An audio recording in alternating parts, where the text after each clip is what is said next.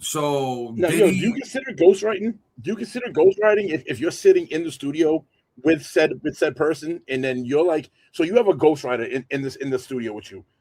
They're not. Do you consider it if you're like, all right, this is the point I want to get across, and you say you rap a bar to the guy writing, and he rewrites your thing for you, Nah, but like syllables if correctly? somebody Is like that considered touches up a ghostwriting? line that I've done, because I've done this with my boy Cali Azul a few times, where it's like y'all say a line and I'll be like, bro, I got this bar. It ain't hitting the way I want it to, but this is what I'm saying. And then he'll be like, yo, instead of saying the, say over here and like substitute that word right there. And, or he'll be like, oh, it's one too many syllables. Yeah. And I'm like, yeah, true. Let me, break it down. But I think ghostwriting is when somebody like writes it So for you, what would be just your gives what you would be it your like a reference track. yes?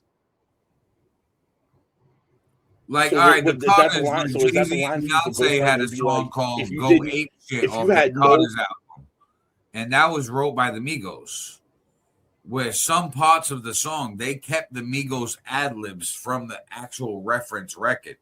Like, there's a whole Migos version of No Ape shit. Shit. You know what I mean? Where Quavo and Takeoff, Offset, they all rapping on it.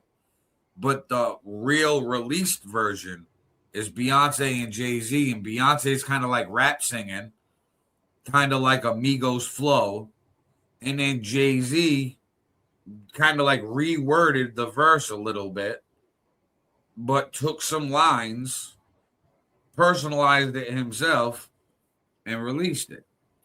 90% of these artists do So it, for and it I not to look be back ghostwriting, in you have to the be day. part of the process then. So you need to be Mm-hmm. part of the process.